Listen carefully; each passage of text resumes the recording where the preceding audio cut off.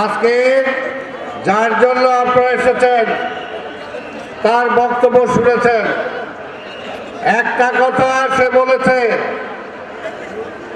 যেটা আমি বলবো, নাসিরউদ্দিন পিন্টু এই এলাকার এমপি ছিল। নাসিরউদ্দিন পিন্টুর পরে পুরনো ঢাকার আর এক কৃতি সন্তানকে আপনারা পেয়েছেন এখানে। আমি বিশ্বাস করি হামিদুর রহমান হামিদ, তার মনটা অনেক বড়, কলিজাটা অনেক বড়, সে মানুষের উপকার করতে ভালোবাসে।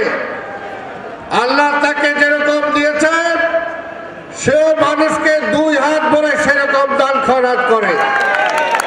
তাই সে যদি এমপি নির্বাচিত হয়, পিন্টু যা করেছেন ইনশাআল্লাহ তার চেয়ে কোনো অংশে কম করবে না।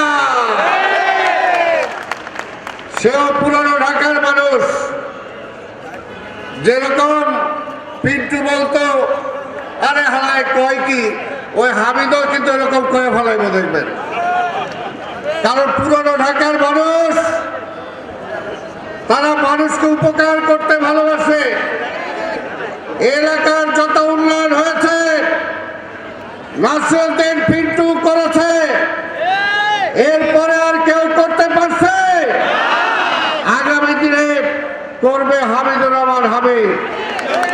আপনারা শুধু 12 তারিখ সারা দিন,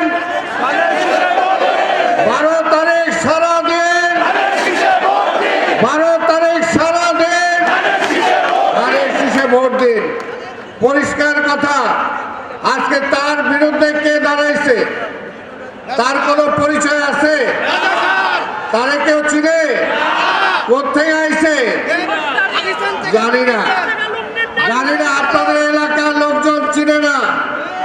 আর যে দল থেকে দাঁড়াইছে, এই দল যতদিন বিএনপির সাথে ছিল, এই ঢাকা শহরে নির্বাচন করে জামানত পাইছে, আর যখন বিএনপির বাইরে করছে জামানত হারাইছে।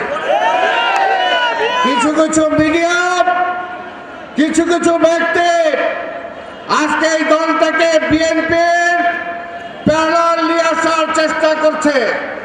জামাতের সাথে কি বিএনপির তুলনা হয়? তুলনা হয়? মুক্তিযোদ্ধাদের সাথে কি রাজাকারের তুলনা হয়?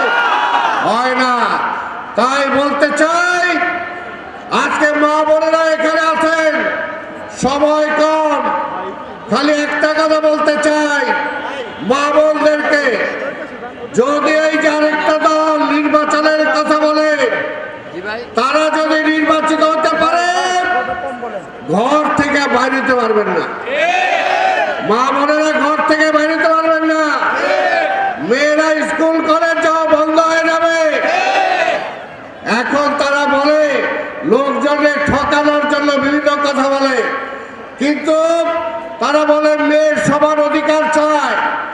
পার্লামেন্টে একটা মহিলা সদস্য কি তারা দিয়েছে? একটাও দেয় নাই। তারপর আবার বলে তারা নাকি মহিলাদের ভালোবাসে। কিছুদিন আগে বলছেন মহিলাদের শ্রম ঘন্টা কমায় দেবে। তার মানে একটা মালিক যদি কাউকে চাকরিতে রাখে, 8 ঘন্টার বদলে যদি কেউ 5 ঘন্টা কাজ করে, তাহলে কি 8 ঘন্টাটা রাখবে না 5 ঘন্টাটা রাখবে? 8 ঘন্টাটা রাখবে। কাজে মহিলাদের কাজে রাখবে না।